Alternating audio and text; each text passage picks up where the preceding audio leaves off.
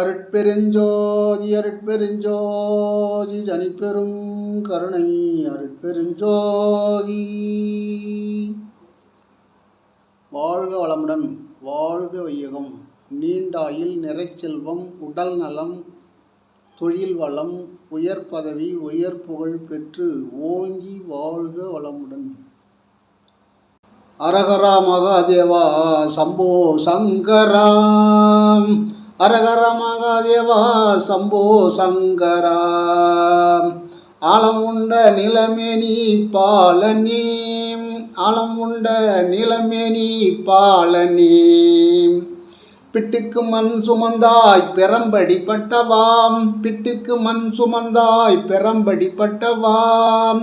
தில்லையில் ஒரு காலை தூக்கியே நின்றவாம், தில்லையில் ஒரு காலை தூக்கியே நின்றவாம். கட்ட துணி இல்லாமல் சுடுகாட்டில் திரிந்தவா, கட்ட துணி இல்லாமல் சுடுகாட்டில் திரிந்தவா. பித்தனை போல் பேய் பிடித்து அலைந்தவாம், பித்தனை போல் பேய் பிடித்து அலைந்தவாம். காலை வாகனம் மீதில் காடுமேடு சென்றாய், கால வாகனம் மீது காடுமேடு சென்றாம். அரகர சம்போ மகாதேவா, அரகர சம்போ மகாதேவா சங்கரா ஆதிபராபரணி. அரகரா மகாதேவா சம்போ சங்கராம். இப்படி ஆதி முதல்ல தோன்றியது நெருப்பு பிழம்பு தான். ஈஸ்வரன் ஒரு பெரிய நெருப்பு பிழம்பு. அந்த நெருப்பு தான் நம்முடைய உடலில் இருக்குது. அதுதான் ஈஸ்வரனுடைய சிரசில் பார்த்தீங்கன்னா கங்கையை வச்சுருப்பார். ஏன்னா அவரால் அனல் தாங்க முடியாது. அதான் கங்கா எந்த நேரமும் தலையில் இருக்குது. கங்கைனா தண்ணி. அது நதிகளுக்கெல்லாம் பெண்களுடைய பேர் இருக்கும். கங்கா, யமுனா, சிந்து, காவேரி, நர்மதா, கோதாவரி, இப்படி பெண்களுடைய பேர் இந்த நதிகளுடைய பேர் பூரா பெண்களாக தான் இருக்கும். அதில் கங்கை நதி தலையில் வச்சுக்கிறார். ஏன்னா அனல், அனலினில் அனலாய், அனல் நடு அனலாய் அப்படின்னு வரும். அது மாதிரி அனலாக வந்தது தான் இந்த பூமிக்கு ஆதிசங்கரன், சம்போ சங்கரன், அரகரா மகாதேவன். நெருப்பு பிழம்பாக ஒரே அனலாக தான் இங்கே வந்தது. ஒரு மின்னல் மின்னுவது போல 1000 மின்னல் ஒன்றாக சேர்ந்தது அந்த பிழம்பு. அப்படி ஆதி பராபரன். ஆதினா அது முதல் ஆரம்பமே அதுங்க தான். ஆதியும் அந்தமும் இல்லா அருட்பெருஞ்சோதியை அப்படின்வாங்க. ஆதியும் கிடையாது, அந்தமும் கிடையாது. அவர் ஆதியே அவர் தான், அதுக்கு முன்னாடி யாரும் கிடையாது. ஆழம் உண்ட நீலமேனி பாலனே அப்படின்னா, திருப்பார்கடலில் தேவரெல்லாம் அமிர்தம் கடைஞ்சாங்களாம். அப்படி அமிர்தம் கடையும் போது அந்த பாம்பானது விஷத்தை கைக்கிடுதான். பாம்பு விஷத்தை கைக்கிறதுனால இதை பார்த்தவங்க யாரும் செல்லலை. அப்புறமே முக்கர்த்தாக்களில் ஒருத்தர் சொல்கிறார், இந்த மாதிரி பாம்பு விஷத்தை கைக்கிறது, இந்த அமிர்தத்தை நம்ம சாப்பிடக்கூடாதுன்னு. அப்போ ஈஸ்வரன் என்ன பண்ணுறாரு, சாப்பிட்றார். சாப்பிட்ட உடனே ஈஸ்வரி பக்கத்தில் இருக்காங்க. அவங்க என்ன பண்ணுறாங்க, இந்த மாதிரி செய்தி சொன்ன உடனே அவர் முழுங்கும் போது அவங்க தொண்டையை இப்படி பிடிச்சிட்டாங்க. முழுங்காத அப்படின்னு. முழுங்காதனா எப்படி என்ன பண்ண முடியும், பாதி தொண்டைக்கு போயிடுச்சு. அங்கே பிடிச்சிட்டாங்க. அப்படி அந்த அம்மா அப்படி கை வச்சு பிடிக்கும்போது, இப்போ ஆண்களுக்கு பார்த்தீங்கன்னா அந்த தொண்டையில் ஒரு குண்டு மாதிரி இருக்கும், ஒரு கோழி குண்டு மாதிரி இருக்கும். அவங்க ஏதாவது சாப்பிட்டாங்கன்னா அப்படி அது மேலே ஏறி இறங்கி வரும். அது ஏங்கிறது நல்லாவே தெரியும். ஏன்னு கேட்டால் அந்த விஷம் உள்ளே போகாமல் அப்படியே நின்று போச்சு. அவங்க பிடிச்சதுனால அந்த இடத்துல நின்றதுனால அந்த இடத்துல ஆண்களுக்கு பார்த்தா தொண்டையில் அங்கே ஒரு கோழி குண்டு மாதிரி இருக்கும். அதுதான் ஆழம் உண்ட நீலமேனி பாலனே அப்படின்றாங்க. பிட்டுக்கு மண் சுமந்தவா அப்படின்னா, மதுரையில் பாண்டியன் அணை கட்டும்போது ஒரு அம்மா அவங்களுக்கு ஆள் இல்லை, வீட்டுக்கு ஒரு ஆள் வரணும். அவங்களுக்கு ஆள் இல்லை. ஆள் இல்லாததுனால இவரை கூப்பிட்டு, ஐயா எனக்காக போய் நீ மண் சுமந்து வர வேண்டும், மண் சுமக்க நீ போப்பா அப்படின்னு சொல்கிறாங்க. உனக்கு ஏதாவது நான் கூலி தரேன் அப்படின்னு சொல்கிறாங்க. இந்த ஆயா சொல்கிறாங்க. அது ஈஸ்வரன் என்ன சொல்கிறாரு, எனக்கு கூலி வேண்டாம், நீங்கள் புட்டு சொல்கிறீங்கல்ல, அதில் உதிர்ந்த புட்டெல்லாம் என்கிட்ட கொடுத்துருங்க அப்படின்றார். அதுதானேப்பா உதிர்ந்தது தானே, அது கொடுத்துட்றேன் அப்படின்ட்டாங்க அவங்க. சொன்ன உடனே இவர் என்ன பண்ணார், எல்லா புட்டும் உதிர்ந்துடணும்னு சொல்லிட்டார். அப்போ புட்டு பூரா எல்லாமே அவங்க அந்த முழுங்கல் குழலில் போட்டு அடைக்கும்போது அது தட்டினாங்கன்னா அது அழகாக வரும். கொழா புட்டுன்னு சொல்லுவாங்க. யாராவது பசங்களை கூட திட்டும்போது அந்த காலத்தில் போடா கொழா புட்டுன்னுவாங்க. ஏன்னா முழுங்கல் குழையில் அதை அடைச்சி அது தட்டினாங்கன்னா அழகாக முழுங்கல் குழல் மாதிரியே இருக்கும்.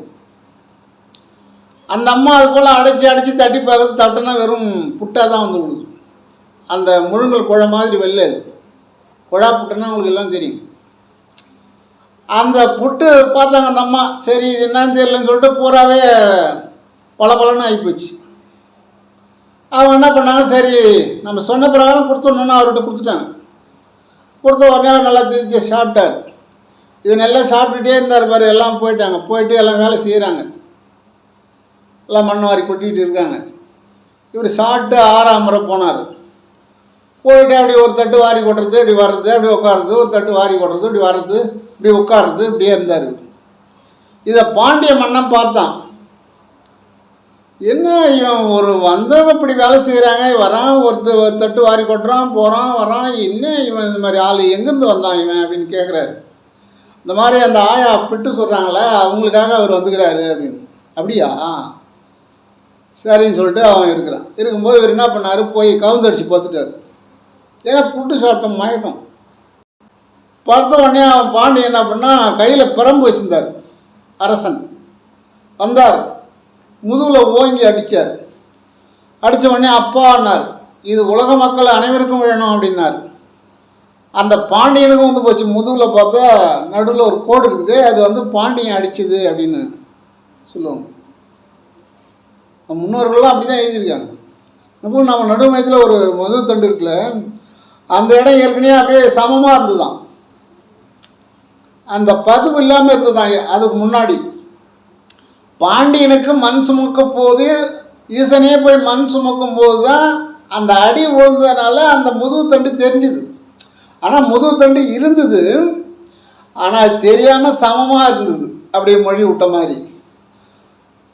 முதுகு தண்டு ஏற்கனவே இருந்தது தான், அடித்த பிறகு முதுகு தண்டு இல்லை, ஏற்கனவே முதுகு தண்டு இருந்தது, அது சமமாக இருந்தது. பாண்டியன் அடித்த உடனே அந்த இடம் பதிவு விழுந்து போச்சு, பதிவாகி போச்சு. அது அனைத்து மக்களுக்கும் சேரணுன்ட்டார். இந்த உலகத்தில் உள்ள இந்த அடியானது அனைத்து மக்களையும் சேரணும் அப்படின்னு பார்த்து எல்லா மக்களுக்கும் பார்த்தா அங்கே பதிவு வந்து போச்சு. சமமாக இருந்த முதுகு பதிவாகி போச்சு.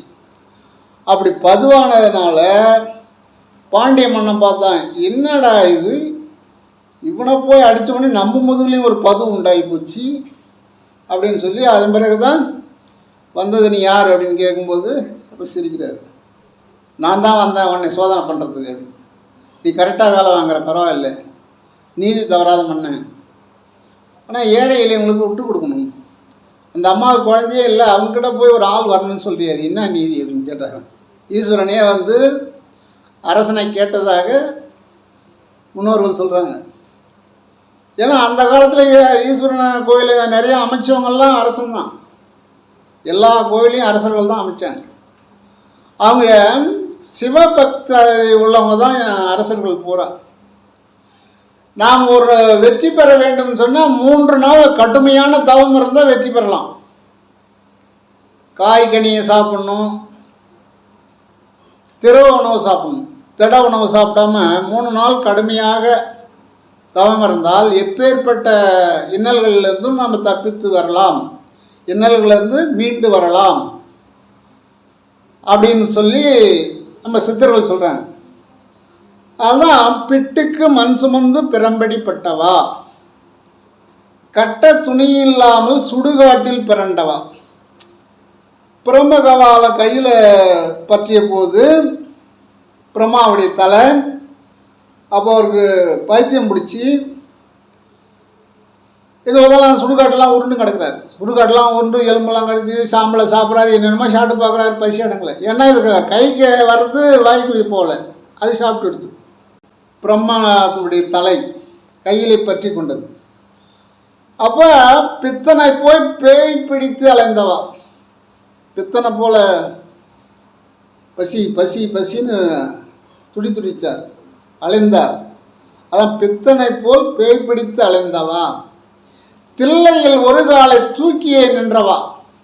இப்போ நடராஜர் பார்த்தீங்கன்னா ஒரு கால் தூக்கி தான் நிற்கும், ஒரே காலில் தான் நிற்பார்.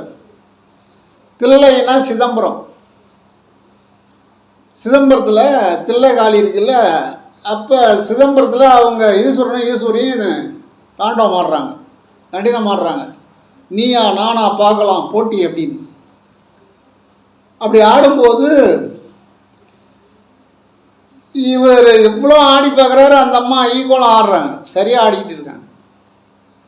அப்புறம் அதுக்கு ஒரு ஆள் ஐடியா கொடுத்தாரு, எல்லா ஆட்டமும் அவங்க ஆடிடுவாங்க, ஆனால் ஒரு காலை தூக்கி உயரமாக ஆடுன்னாங்க.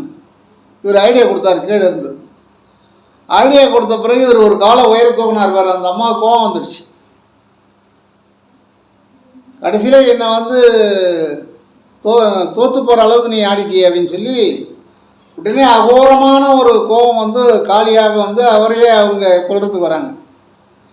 அப்போ அங்கே இருந்த தேவர்கள்லாம் அவங்கள பிடிச்சி இழுத்துன்னு போய் சங்கிலி போட்டு கட்டிட்டாங்க அப்படின்னு ஐதீகம். இன்றைக்கும் அங்கே தில்லை காளின்னு இருக்குது, சிதம்பரத்துக்கும் பக்கத்தில் பிச்சாவரம் போகிற வழியில். அந்த காளியை சங்கிலி போட்டு கட்டியது அந்த ஐதீகம் அப்படியே இருக்கும், சங்கிலி போட்டு கட்டியிருப்பாங்க. அதான் தில்லை காளி அப்படின்னு பேர். அந்த தில்லையில் ஒரு காலை தூக்கி ஆடியவா, ஒரு காலில் தான் நம்ம நிற்கிறார். அதுதான் நடராஜர். நடராஜர் ஒரே காலில் தான் நிற்பார். அதுக்கு எவ்வளோ உதாரணங்கள் இருக்குது, அர்த்தம் இருக்குது. காளை வாகனம் மீதில் ஏறி, காளை வாகனத்தின் மீதில் ஏறி காடு மேடெல்லாம் சென்றவா, உலகத்தையே சுற்றி வந்தார் அப்படின்னு அர்த்தம். காடு மேடு இதெல்லாம் அவங்க இப்படி காடு மேடெல்லாம் அவங்க போயிட்டுருப்பாங்க. அது காடு மேடெல்லாம் அது ஏற வேண்டியதில்லை, அது சரணு போயிட்டுருக்கோம். அதனால் இப்படி நாம் அந்த ஈசனுக்கே இப்பேற்பட்ட இன்னல்கள் வந்திருக்குது. விஷத்தை உண்டார், பிட்டுக்கு மண் சுமந்தார், தில்லையில் ஒரு காலை தூக்கி ஆடினார், கட்ட துணி இல்லாமல் காடு மேடெல்லாம் சுடுகாடெல்லாம் பிறண்டார், சுடுகாட்டில் பித்தனை போல் திரிந்தார். கூட நல்ல தவம் பண்ணுறவங்கள பார்த்தா பித்தன்னு சொல்லுவாங்க, அவங்க ஒரு பித்தன்டாகும் அப்படின்னுவாங்க. பித்தன் தான் சித்தன் ஆக முடியும், சித்தன் தான் பித்தன் ஆக முடியும், அது அவங்களுக்கு தெரியாது. நம்மளை பார்த்து பித்தன் சொல்கிறாங்கன்னா நம்ம சித்தனாக போகிறோன்னு அர்த்தம். சித்தன்னு சொல்ல தெரியாது, பித்தன் ஒரு பித்து பிடிச்சோம் அப்படின்வாங்க. அதுபோல் நாம் சிவனையே வழிபட்டால் அந்த சிவனானவன் நம்மை மேல் நோக்கி செல்வான். மூலப்பாதிவடியோ மூவி 2 வீதியிலே, மூலப்பாதிவடியோ மூவி 2 வீதியிலே, கோலப்பாதிவடியோ குதர்கன் நடுதிருவேம், கோலப்பாதிவடியோ குதர்கன் தெரு நடுவேம், சாலப்பரிதனிலே தணலாய் வளர்ந்த கம்பம், சாலப்பரிதனிலே தணலாய் வளர்ந்த கம்பம், உன் மேலப்பரிதனிலே விளையாட்டை காண்பேனோம், உன் மேலப்பரிதனிலே விளையாட்டை காண்பேனோம் அப்படின்னு சித்தர்கள் சொல்கிறாங்க. மூலாதாரத்தில் தொடங்கி 6 ஆதாரங்களை கடந்து சகஸ்காரம் என்னும் 1008 இதழ் கொண்ட தாமரையில் குறுக்கும் நெடுக்குமாக குழப்பம் தரும் தெருக்களில் கொண்டலினி நெருப்பு தணலாய் எரிந்து ஒரு தீ கம்பமாக திகழ்கிறது. கம்பமாக கீழிருந்து உச்சி வரை செல்கிறது, வளர்ந்து நிற்கிறது. அந்த விளையாட்டை காண்பேனோ. ஈஸ்வரன் ஈஸ்வரி ஆடின விளையாட்டை பார்த்தோம் இல்லை, அந்த ஈஸ்வரன் தான் நம்முடைய உடம்பில் மூலாதாரத்தில் தணலாக இருக்கிறார், நெருப்பாக இருக்கிறார். அதான் சொல்லுவாங்க, மூலாதாரத்தில் மூன்றுடும் கனலை காலால் எழுப்பி காண்போம் கருத்தினை. கருத்துனா அறிவு. அந்த அறிவு எங்கே இருக்குது? உச்சியில் இருக்குது. அந்த உச்சியில் போய் தான் நீ கருத்து காண முடியும். அப்போ மூலாதாரம் தான் முதல்ல ஆதாரம். அந்த மூலாதாரத்தில் இருந்து தான் அந்த தணலை இந்த அனலை மேல் கொண்டு வரணும். அதுக்கு காற்று தான் தேவை. காற்று இல்லைன்னா இந்த தவநிலையை அடையவும் முடியாது. ஏன்னா மூலாதாரத்தில் மூன்றுடும் கனலை நெருப்பை காலால் எழுப்பி அப்படின்னா காற்று. சூரியகலை சந்திரகலையும் ஒன்றாகனா நெருப்பாயிடும். ஒரு மூக்கில் இழுத்து ஒரு மூக்கில் விடலாம், ஒரு மூக்கில் இழுத்து ஒரு மூக்கில் விடணும், அப்புறம் நேராக இழுத்து விடணும். அதன் பிறகு நேராக இழுத்து 2 மூக்காலையும் விட்டோம்னு சொன்னால் அது உள்நாக்கு மேலே போயிட்டு அங்கே ஒரு மாடம் இருக்குது, அங்கே ஒரு கூடம் இருக்குது. அந்த கூடத்தின் வழியாக உச்சிக்கு போயிட்டு உச்சியிலேருந்து முதுகுத்தண்டு வழியாக மூலாதாரத்துக்கு போயிடும். இது எப்படின்னு கேட்டிங்கன்னா, ஒரு செகண்டில் போகும். 10 நிமிஷம் நிறுத்தி வைக்கிறேன், 5 நிமிஷம் நிறுத்தி வைக்கலாம் அப்படின்னு நிறுத்தாதீங்க. இது போல் காற்றை நிறுத்தக்கூடாது. ஏன்னு கேட்டால் ஆக்சிஜன் அங்கே நிறையா போய் நின்றுடும். ஆக்சிஜன் என்ன பரவாயில்ல, கார்பன் டை ஆக்சைடு போய் நின்றுடும். கார்பன் டை ஆக்சைடு அதிகமாக சேர்ந்துடும். அதனால் ஆக்சிஜன் தான் உடம்பு இருக்கணும். ஆக்சிஜன் அதிகமாக தான் நாமளே பறக்கலாம். சளி அதிகமாக இருக்கிறதுனால தான் நம்ம பறக்கலை. சளி கம்மியாக இருக்கிற பறவையெல்லாம் பறக்குது. சளி இல்லாத பறவைலாம் ரொம்ப உயரமாக பறக்கும். சளியால் தான் நம்ம பறக்க முடியல. அப்போ அந்த உடம்புக்கு ஆக்சிஜன் தான் தேவை, கார்பன் டை ஆக்சைடு இருக்கக்கூடாது. அதனால் மெல்லன துதித்தல் வேண்டும் அப்படின்றார். 2 மூக்களை லேசாக இழுத்து நம்முடைய உள்நாக்கு கீழே போயிட்டு அது மேல் நோக்கி சிரசுக்கு உச்சிக்கு நடுவே மீண்டும் பின்பக்கம் அந்த முதுகுத்தண்டு வழியாக மூலாதாரத்துக்கு சென்று உடனே அது திரும்பவும் மேல் எழும்பி வர மாதிரி பாவனை செய்யணும். அவ்வளோதான். அப்படி பாவனை செய்தோமானால் அது தணலானது குறுக்கும் நெடுக்கமாக ஓடி கிடந்ததில்லை, குறுக்காக சுற்றிட்டு கிடந்ததில்லை, வழி தெரியாமல் புதற்கண் தெரு நடுவே அந்த தெருவில் எந்த தெருவால் போகிறதுன்னு தெரியாமல் இருந்தது. அதை வாங்க, இந்த வழியாக வாங்கன்னு கைப்பிடிச்சி இட்டுன்னு வர்றது தான் காற்று. அந்த காற்றை லேசாக இழுக்கணும், லேசாக விடணும். இது தினசரி செய்யும்போது நம்ம உடம்புல உள்ள அனைத்து நரம்புகளுக்கும் ஆக்சிஜன் செல்லும், அமுத காற்று போகும். அப்படி அமுத காற்று போனால் உடம்புக்கு ஆணி நேராது அப்படின்றார். ஆணினா எந்த நோயும் வராது, சாவும் வராது. அதான் ஆணி நேராது அப்படின்றார். அப்போ 1008 இதழ்கள் கொண்டது நமது சிரசில் இருக்கக்கூடிய தாமரை. தாமரைக்கு தாமரை மாதிரி இதழ்கள் இருக்குதான், 1008 இதழ்கள் இருக்குதான். அங்கே குண்டலியானது குறுக்கும் நெடுக்குமாக மூலாதாரத்தில் ஓடிட்டு இருக்கான். அதை மேல் நோக்கி கொண்டு வந்தால் அங்கே மேலே வந்துட்டிங்கன்னா அதனுடைய விளையாட்டை பார்க்கலாம், பார்க்க முடியாது, உணரலாம் அப்படின்னு சொல்கிறாங்க. உணரலாம். அதனால் இந்த உடம்பானது எத்தனை சாமின்னு சொல்கிறார் அடுத்து. எஞ்சான் உடம்படியோ 7 வாயிலடி, எஞ்சான் உடம்படியோ 7 வாயிலடி, பஞ்சாயக்காரர் இவர் பட்டினம் தான் 2. எஞ்சான் உடம்படியோ 7 வாயிலடி, பஞ்சாயக்காரர் இவர் பட்டினம் தான் 2. அஞ்சாமல் பேசுகிறார் ஆய்க்கினைக்கு தான் பயந்து, அஞ்சாமல் பேசுகிறார் ஆய்க்கினைக்கு தான் பயந்து, நெஞ்சாரன் இல்லாமல் நிலை கடந்து வாடுகிறேன், நெஞ்சாரன் இல்லாமல் நிலை கடந்து வாடுகிறேன். இப்போ இந்த உடம்பு 8 சாணால் ஆனது. எஞ்சான் 8 சான் உடம்புக்கு சிரசு தான் பிரதானம். தலை இருக்க வாழாடாது, தலை இருந்தால் தான் வாழாடும். அதுபோல் 8 சான் உடம்புக்கு எது பிரதானம்னா இந்த ஒரு சான் தலை தான் பிரதானம். அங்கே நெஞ்சில் துணிவு இருக்க வேண்டும் அப்படின்றார். அந்த உடல் 8 சான் உயரம் 9 வாசல் கொண்டது. ஓட்டை வீடு 9 வாசல்னு சொல்லுவாங்க. இந்த 9 வாசல் உங்களுக்கு தெரியும், அநேகமாக எல்லாருக்குமே தெரியும். அது நம்ம உடம்புல எத்தனை வாசல் இருக்குதுன்னா 9 வாசல் இருக்குது. மூக்கு, வாய், கண், காது, மலைஜல துவாரங்கள் எல்லாம் சேர்த்தா 9 வாசல். நான் ஏற்கனவே நிறையா சொல்லியிருக்கிறோம். அது அந்த 9 வாசல்ல பஞ்சாயக்காரர் இவர். பஞ்சாயத்து பண்ணுறவங்க 5 பேர். பஞ்சாயத்து செய்யும் புலன்கள் இது 5ம் மூலாதாரத்தில் கீழ் உள்ளது. மூலாதாரத்தில் கீழ் உள்ள பட்டினத்தில், அதாவது 2 பட்டணம் இருக்குது. மூலாதாரத்தில் இருக்கிறது ஒரு பட்டணம், நம்ம சிரசில் இருக்கிறது ஒரு பட்டணம். கீழ் உள்ள பட்டணத்தில் 2 பட்டினம், அதில் சிரசில் இருப்பது ஒரு பட்டினம், அதில் இருந்து விலகி நெஞ்சி துணிவோடு நாம் இருக்கின்றோமா அப்படின்னு நினைக்கிறோம். நாம் என்ன பண்ணுறோம்னாட்டா, இந்த 2 பட்டணம் தான் போகலாமா, பணம் காசு சேர்க்கலாமா அப்படின்னுவாங்க. அந்த பட்டணம் போனால் அந்த சென்னைக்கு ஏற்கனவே பேர் பட்டணம். சென்னையினுடைய பேர் பட்டணம். அது சொல்லுவாங்க, பட்டணம் தான் போகலாமா, பணம் காசு சேர்க்கலாமா அப்படின்னுவாங்க. அப்போ பட்டணன்றது அங்கே போனால் நீ சும்மா இருந்தால் பணம் காசு சேர்க்க முடியாது, போய் வேலை செஞ்சால் தான் பட்டணத்தில் பணம் காசு சேர்க்கலாம். அதே போல் இந்த உடம்பில் கீழே இருக்கிற மூலாதார பட்டணத்திலிருந்து மேலே இருக்கக்கூடிய சிரசில் இருக்கிற பட்டணம் வரைக்கும் காற்றை ஏற்றி ஏற்றி இறக்கினால் உங்களுக்கு பண தட்டுப்பாடு இருக்காது, உணவு தட்டுப்பாடு இருக்காது, உடை தட்டுப்பாடு இருக்காது, உடல் பலம் இருக்கும், துணிவு இருக்கும்.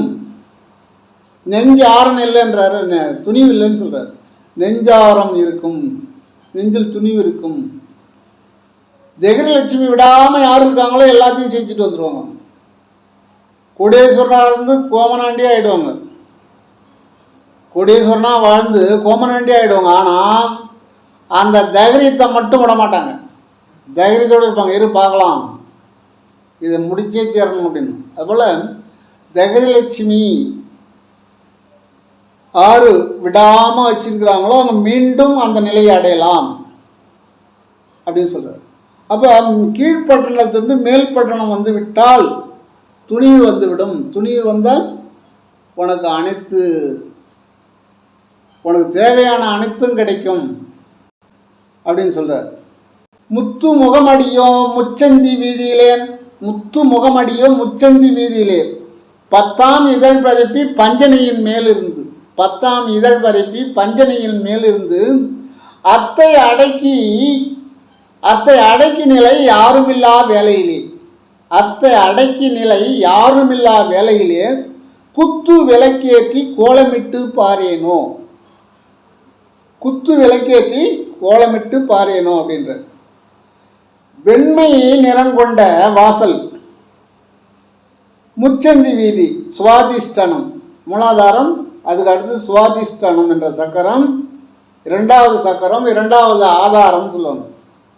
2வது ஆதாரம். இந்த ஆதார வாசலில் நுழைந்தால் சுவாதிஷ்டனம், மூலாதாரத்துலேருந்து சுவாதிஷ்டனம் வந்தால் அங்கே 10 இதழ் கொண்ட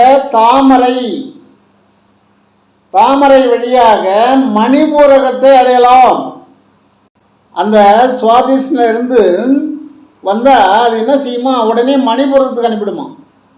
மணிபூரகம் தான் 10 இதழ் கொண்ட தாமரை, சுவாதிஷ்டில் இல்லை, அது அனுப்புகிற வேலை. அதுக்கு உடனே 10ஆம் இதழ் பரப்பி பஞ்சனையின் மேல் இருந்து அந்த 10 இதழ் கொண்ட தாமரை மணிபூரகம், அது 3வது சக்கரம். அந்த மணிபூரகத்தை அடையலாம். அங்கே சுழிமுனை நாடி விரிந்து காணப்படும். சுழிமுனை நாடி, இந்த தொப்புள்ள இருந்து நம்ம சுழிமுனை வரைக்கும் ஒரு நாடி வருது.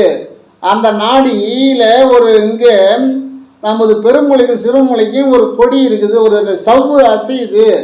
அந்த சவ்வு அசையறதுனால அதனுடைய நாடி எங்கே இருக்குதுன்னு சொன்னால் தொப்புள்ள இருக்குது. இப்போ நீங்கள் பெருமாள் கோயிலில் போய் பார்த்தீங்கன்னா சில சிற்பங்கள் இருக்கும்.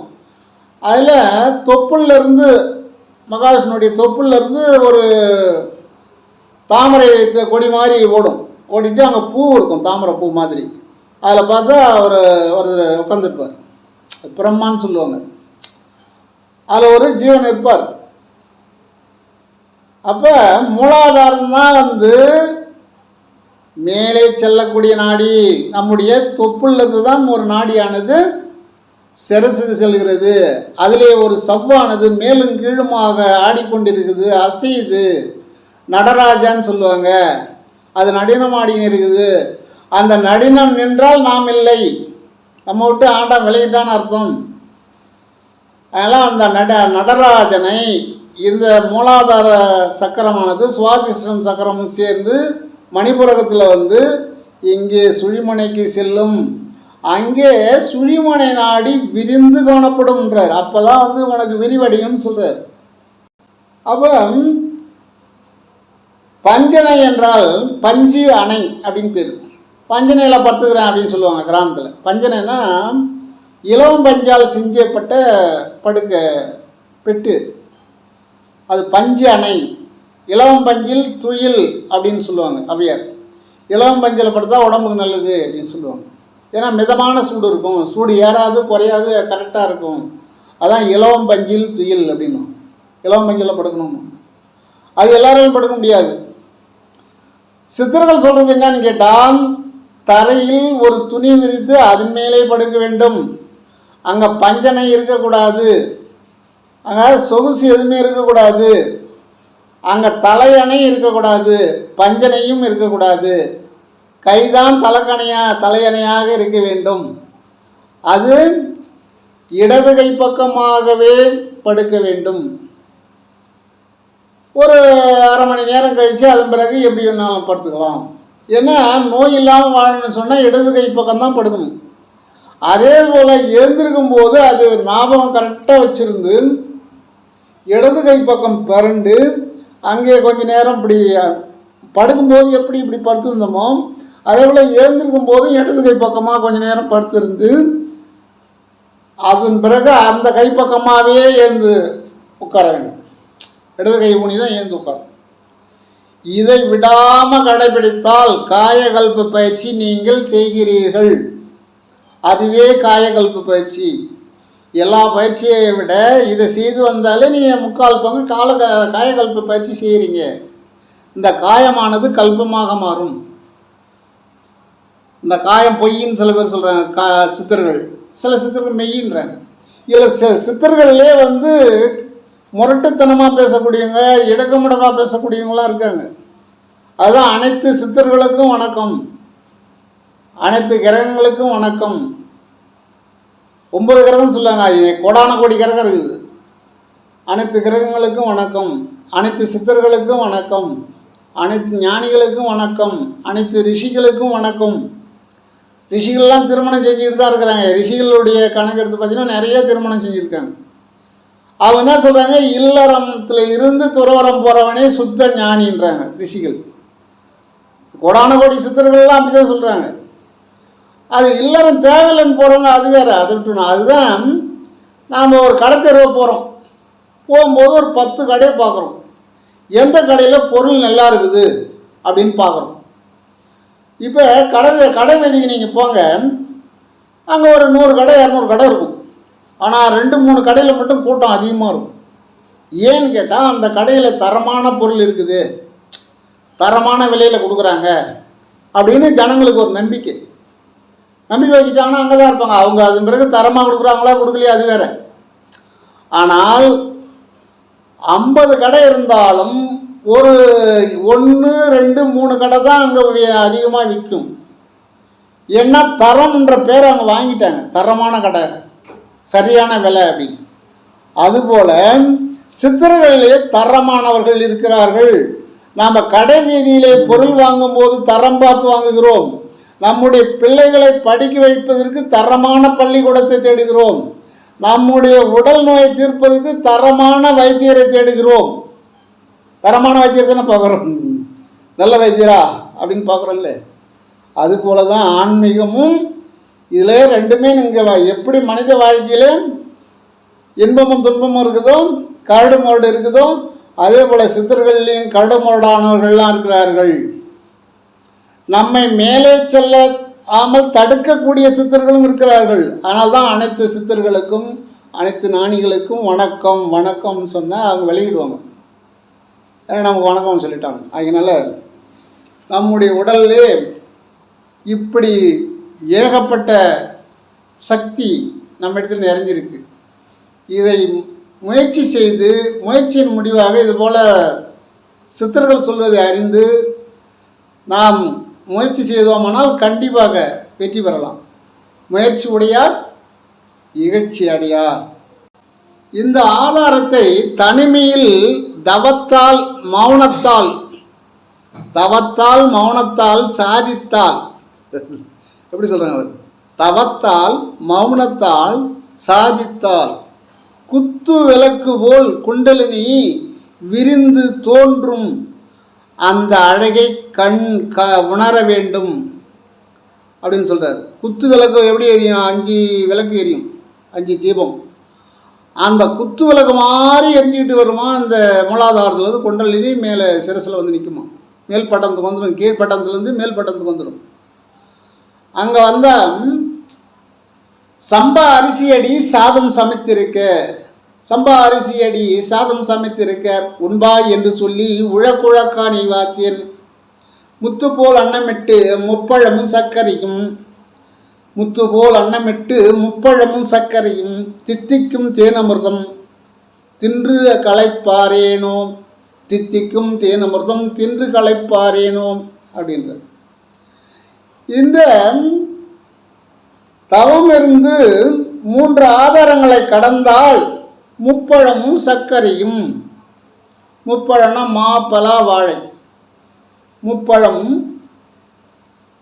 அப்புறம் தித்திக்கும் தேன் அமிர்தம், தேன் அமிர்தம் தேனால் செய்யப்பட்ட அமிர்தம், சர்க்கரையும் பசு நெய்யும், இந்த சுவையெல்லாம் கலந்த அமுத சுவை உண்டாகும். இதெல்லாம் எங்கன்னா தனியாக அமிர்தம் செஞ்சு கொடுக்கறதில்ல. சிரசிலே நீங்கள் சிந்தனை செய்யும்போது, ஆக்கினையிலே நீங்கள் சிந்தனை செய்யும்போது அது என்ன ஆகும்?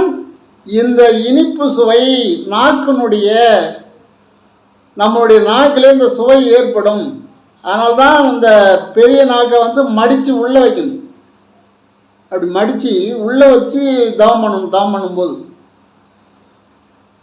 அப்படி தவம் பண்ணாதான் வந்து நமக்கு அந்த சுவையை அறிய முடியும். இந்த தவத்தை வந்து தேரை செய்யுது, கல்லுக்குள்ளே இருக்கிற தேரை அது செய்யுது. கல்லுக்குள்ளே இருக்கிற தேரை தன்னுடைய நாக்கை மடித்து அந்த சுவாச குழாயில் மூக்குக்கு நேராக இருக்கிற 2 குழா இருக்கும், சுவாச குழா.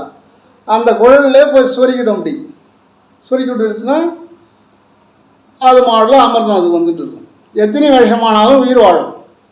அது சொல்லுவாங்க, கல்லுக்குள் இருக்கும் தேரைக்கும் இறைவன் அமுதளித்தான் அப்படின்னு சொல்லுவாங்க.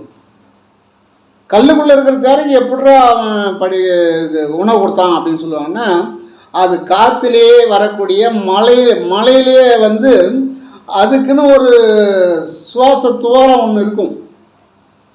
அந்த துவாரம் கண்ணுக்கு தெரியாது, அதன் வழியாக அங்கே காற்று செல்லும். அந்த மடித்து அங்கே ஏற்றிடுச்சுன்னா தவநிலையில் இருக்குது.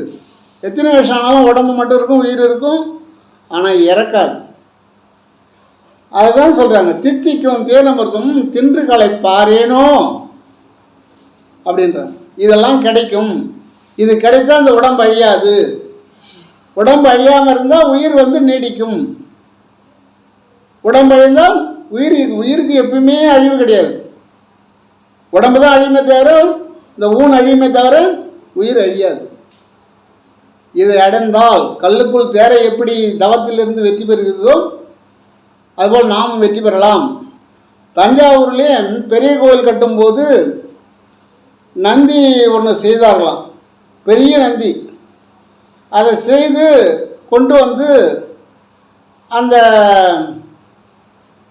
சித்தரை கூப்பிட்டு காமிச்சாங்களாம், இது சரியாக இருக்குதான்னு. கோராக்கர் இருந்தார் அங்கே. அவர் என்ன பண்ணாராம், தண்ணி கொண்டு போய் ஊற்றுங்கப்பா சலன்னு நந்தி மேலேன்னு சொன்னாராம். நந்தி மேலே தண்ணி ஊற்றிட்டு பார்க்கும்போது அந்த தேரை இருக்கிற இடத்துல மட்டும் அந்த ஈரம் காயலையாம்.